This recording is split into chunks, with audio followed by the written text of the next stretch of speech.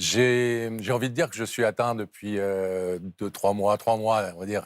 Il y a dans le parcours de Pascal Bataille une énergie qui force l'admiration, cette capacité à réinventer sa vie sans jamais renier ses passions. Ce que j'aime chez lui, c'est qu'il n'a jamais suivi un chemin tout tracé, même s'il aurait pu, lui, le fils d'un psychiatre et d'une mère au caractère affirmé, Roselyne Saint-Georges Chaët, grandir dans un confort intellectuel sans jamais prendre de risques. Au lieu de cela, Pascal a choisi de se construire seul, d'écouter cette petite voix intérieure qui lui murmurait qu'il pouvait allier curiosité et créativité. Après avoir brillamment suivi ses classes au lycée Saint-Joseph de Tivoli à Bordeaux, puis les classes préparatoires littéraires à Henri IV à Paris, il obtient une licence de lettres modernes, une maîtrise en lettres et philosophie, et même un DUSS en informatique appliquée au journalisme. Oui, il aurait pu devenir professeur, chercheur, universitaire, mais ce qu'il voulait par-dessus tout, c'était raconter le monde autrement. En 1983, il fonde avec des amis une agence de presse radio à Paris. C'est cette même année qu'il croise le chemin de Laurent Fontaine, celui qui deviendra son frère de cœur et son complice dans tous ses projets fous. Ensemble, ils publient en 1988 Le Guide des combines, un ouvrage malin qui rencontre un succès inespéré avec 20 000 exemplaires vendus. Ce premier succès est un déclic, le point de départ d'une aventure entrepreneuriale qui les conduit à fonder leur société de production et d'édition, la Concepteria Rebelle. À peine 2 ans plus tard, leur société compte déjà plus de 30 ouvrages publiés, dont la célèbre série Guide de Paris, preuve que leur audace trouve un écho chez le public. Mais c'est en 1991 que le grand tournant arrive. Pascal et Laurent font leur entrée à la télévision sur Canal Jimmy avec Chronique des rebelles et Le meilleur du pire. C'est là que je trouve qu'il révèle son véritable talent, cette capacité à sentir ce que le public attend, ce qu'il veut voir, ce qui peut le faire rire tout en le faisant réfléchir. Son ton est direct, sincère, sans chichi, et c'est ce qui le rend si attachant à l'écran. Il ne joue pas un rôle, il est lui-même, avec cette pointe de malice dans le regard et cette envie réelle de partager, de faire découvrir, de donner la parole. Sa collaboration avec TF1 va l'imposer comme une figure incontournable du paysage audiovisuel français. De combien ça coûte ? Avec Jean-Pierre Pernaut entre 1991 et 1997, à Coucou c'est nous avec Christophe Dechavanne, Pascal démontre qu'il sait manier l'information et le divertissement avec une aisance rare. Mais ce sont Y a pas photo, 1997-2001, et Y a que la vérité qui compte, 2002-2006, qui marquent le sommet de sa carrière. Ces 2 émissions de deuxième partie de soirée sur TF1 deviennent de véritables rendez-vous populaires, rassemblant des millions de téléspectateurs. Ce que j'admire particulièrement, c'est leur capacité à mêler humour, émotion et authenticité, un cocktail devenu rare à la télévision.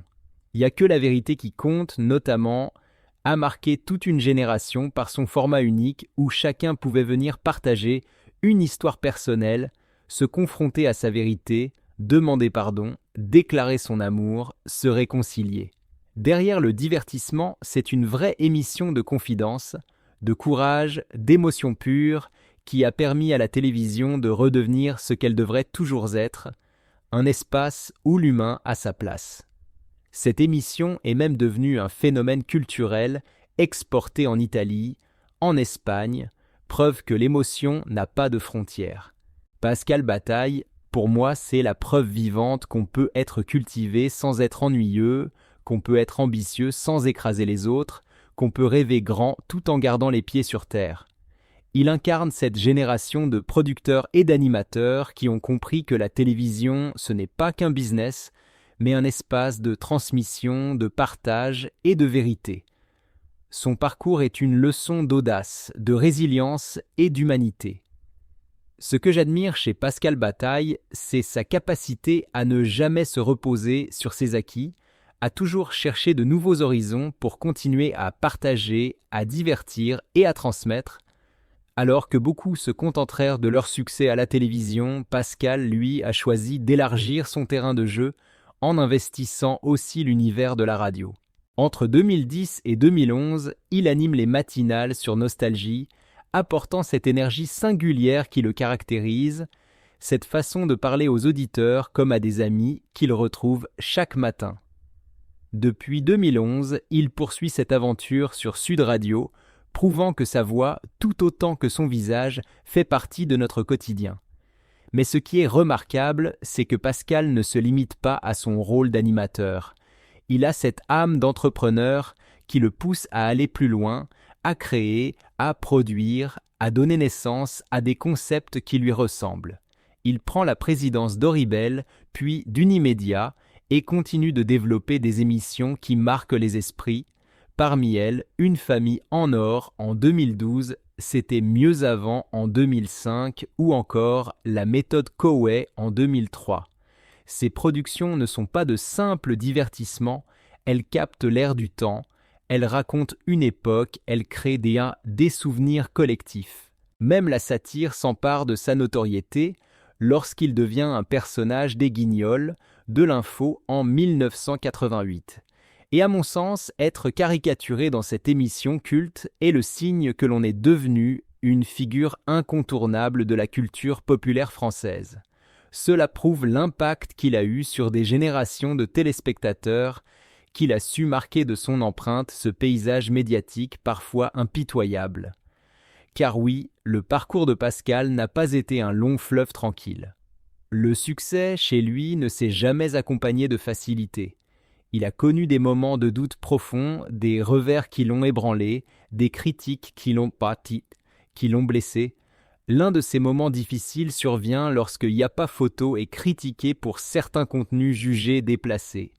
Ce fut une véritable onde de choc pour Pascal et Laurent. Dans un élan d'honnêteté que j'admire, Pascal a reconnu qu'ils avaient dû travailler jour et nuit pour revoir leur écriture, réajuster le contenu, regagner la confiance du public et démontrer qu'ils étaient capables de se remettre en question. Un autre revers majeur dans sa carrière fut l'échec de l'émission Zéro de conduite en 2001. Malgré les espoirs placés dans le programme, l'audience ne suit pas et l'émission est rapidement déprogrammée. Pour Pascal, cet échec est un coup dur, un de ces moments où l'on doute de tout, même de sa créativité. Il confie un jour qu'après une réunion tendue avec les dirigeants de TF1, il est retourné dans son bureau et a fondu en larmes. Et là, je me dis que derrière le professionnel souriant, derrière l'entrepreneur combatif, il y a un homme qui ressent, qui se remet en question, qui doute, qui souffre, un homme profondément humain. Ces épreuves n'ont pas eu raison de sa détermination. Pascal a continué. Il a persévéré. Il a travaillé encore plus dur. Lors de la production de Il y a que la vérité qui compte, il ne comptait pas ses heures, travaillant parfois 10 heures par jour, jonglant entre la réécriture des scripts, les réunions avec les invités, les préparations des plateaux et l'animation en direct. Et c'est peut-être cela qui explique pourquoi cette émission a tant marqué.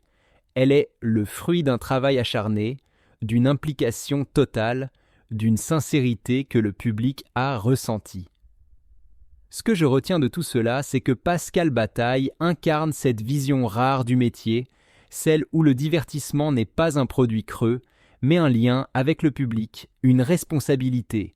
Il sait que faire rire, émouvoir, surprendre demande du travail, de la créativité, mais aussi de l'humilité. Il a compris que l'échec n'est pas une honte, mais une étape, un passage obligé pour se réinventer, pour se renforcer, pour avancer.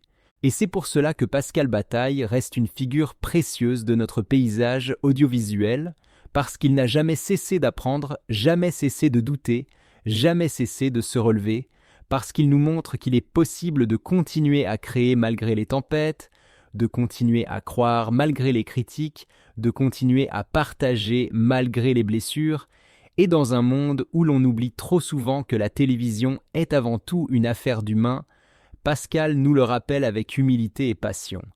Il y a des moments qui marquent une carrière, mais aussi un homme, au plus profond de lui, Un jour, Pascal Bataille et Laurent Fontaine ont dû convaincre un participant de venir partager son histoire, une histoire profondément douloureuse, en direct devant des millions de téléspectateurs. Pascal savait que ce témoignage pouvait changer la vie de cette personne, mais aussi toucher le cœur de ceux qui regardaient. Et pourtant, à la fin de l'enregistrement, alors que les lumières du plateau s'éteignaient, il s'est retrouvé seul, assis dans un coin, submergé par l'émotion, les larmes coulant sans qu'il puisse les retenir. Ce qui m'émeut, c'est de savoir que ces larmes n'étaient pas seulement le fruit de la pression énorme qu'il portait sur ses épaules, mais le reflet d'une profonde compassion, d'une empathie sincère pour les autres. Derrière le producteur et l'animateur se cache un homme qui ressent intensément la douleur des autres, qui porte en lui les histoires qu'il entend, qui s'en imprègne jusqu'à en perdre le sommeil. C'est ce côté de Pascal que le public ne voit pas toujours, ce côté tendre, humain, fragile, qui fait pourtant toute sa grandeur. Car Pascal Bataille, c'est avant tout l'incarnation de l'ambition, mais d'une ambition saine, celle qui pousse à se dépasser, à innover, à créer des formats qui ont du sens.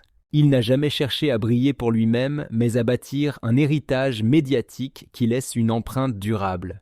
Et parmi ses plus grandes réussites, il n'y a que la vérité qui compte occupe une place à part.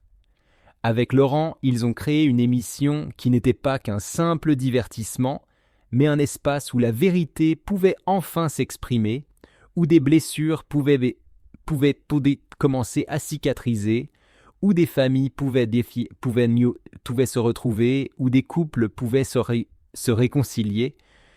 Ce n'est pas un hasard si cette émission est devenue l'un des formats les plus innovants des années 2000, récompensé à plusieurs reprises en interne par TF1. Elle a touché des milliers de personnes et je suis convaincu qu'elle a changé la vie de beaucoup d'entre elles. Pascal en est fier et il peut l'être. Il sait qu'au-delà des parts d'audience, au-delà des chiffres, il a contribué à créer des moments de vérité, des instants d'émotion brute qui réconcilient la télévision avec sa mission première. Être un miroir de nos vies, un lieu où l'on se reconnaît, où l'on se sent moins seul. Ce que j'aime chez Pascal, c'est qu'il ne s'est jamais arrêté à ce succès. Il a compris que le monde de la télévision est en perpétuelle évolution et que pour continuer à exister, il faut sans cesse innover, proposer, inventer. C'est dans cet esprit qu'il a fondé la Concepteria Rebelle, puis Horribel et enfin Côté Prod, des structures qui lui ont permis de produire des émissions qui portent sa marque, une exigence de qualité, un goût pour le contenu qui a du fond et un respect profond pour le public. Dans un milieu où beaucoup finissent par se perdre dans la recherche effrénée du buzz, Pascal, lui, a toujours conservé cette ligne de conduite. Proposer des programmes qui divertissent, certes, mais qui apportent aussi quelque chose, qui laissent une trace. Il a compris que la télévision peut être bien plus qu'un simple bruit de fond dans le salon, qu'elle peut devenir un espace de partage, de réflexion, de lien. Et c'est cela, à mon sens, qui fait de Pascal Bataille une figure à part dans le paysage audiovisuel français. Il ne s'est jamais contenté de surfer sur sa notoriété, il a travaillé sans relâche, souvent dans l'ombre, pour proposer des concepts novateurs, pour accompagner des histoires humaines, pour donner la parole à ceux qui ne l'ont jamais eue. Quand je pense à Pascal Bataille, je vois un homme qui n'a jamais cessé d'avancer, même quand les critiques se faisaient virulentes, même quand les doutes s'accumulaient dans le silence de son bureau après une émission difficile, même quand les épreuves venaient frapper à sa porte au moment où il s'y attendait le moins. Je vois cet homme qui, à chaque étape de sa vie, a su transformer la peur en moteur, le doute en créativité, la douleur en énergie pour continuer à produire, à inventer, à croire que la télévision pouvait encore être un lieu de rencontre sincère et de vérité partagée. Il aurait pu se satisfaire des applaudissements éphémères, de ces moments de gloire où les projecteurs réchauffent et où l'on se sent invincible, mais Pascal a compris très tôt que la véritable réussite se construit dans le silence du travail, dans le respect des autres, dans la capacité à offrir des moments d'émotion qui restent gravés dans le cœur des gens bien après que l'émission se soit terminée. Car toucher le public, ce n'est pas lui imposer une façade brillante, c'est lui offrir des instants où il peut se reconnaître, se sentir compris, se sentir moins seul. Ce qui me frappe chez Pascal, c'est qu'il a toujours su rester exigeant, sans jamais devenir distant. Il a su conserver cette ambition saine, celle qui pousse à se dépasser, à innover, à oser des formats nouveaux, sans jamais chercher à écraser les autres. Il a su rester sensible, attentif aux histoires des autres, sans se laisser submerger par le poids des émotions, transformant cette sensibilité en une force qui se ressent dans chacune de ses productions. Dans un milieu où beaucoup finissent par céder à la facilité, à la course au buzz et à l'audience à tout prix, Pascal est resté fidèle à ses valeurs.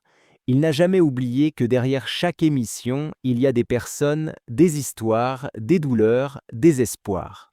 Il a compris que le rôle d'un producteur, d'un animateur, d'un entrepreneur, ce n'est pas seulement de remplir un créneau horaire, mais de créer du lien, de tisser une toile invisible entre le plateau et le public, entre ceux qui témoignent et ceux qui écoutent. Ce que je respecte profondément chez lui, c'est cette capacité à conjuguer la rigueur professionnelle et l'humanité, à travailler des heures sans compter pour que chaque détail soit juste, chaque mot pesé, chaque invité respecté, tout en gardant cette chaleur humaine qui fait la différence.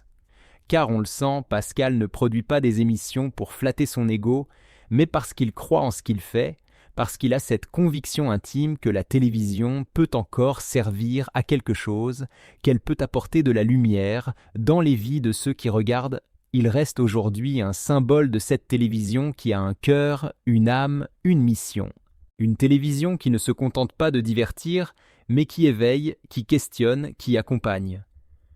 Une télévision qui prend le temps d'écouter, de donner la parole, de créer des espaces où la vérité peut s'exprimer sans crainte. Pascal Bataille est de ceux qui ont compris que l'émotion n'est pas une faiblesse, mais une richesse, que le respect du public n'est pas une option, mais une nécessité. Dans un monde où tout va trop vite, où l'on zappe d'une information à l'autre sans même prendre le temps de respirer, Pascal nous invite, par son parcours et son travail, à ralentir, à écouter vraiment, à ressentir, à nous rappeler que derrière chaque visage à l'écran, il y a des humains, avec leurs rêves inassouvis, leurs douleurs secrètes, leurs espoirs fragiles. Il nous rappelle que la télévision peut encore être ce lieu où l'on se sent en lien, où l'on partage, où l'on grandit. Ce que Pascal Bataille nous enseigne, c'est qu'il faut continuer à croire dans la télévision, mais pas dans cette télévision superficielle qui enchaîne les images sans sens. Non, il nous montre qu'une télévision sincère, faite avec respect et humanité, peut encore toucher le cœur des gens, changer leur regard, éveiller leur curiosité et les rapprocher. Il croit dans le pouvoir de l'émotion, cette émotion qui ne sert pas à faire le buzz, mais qui ouvre des dialogues, qui fait tomber les barrières entre les générations, qui rappelle que nous partageons tous des histoires, des doutes et des espoirs.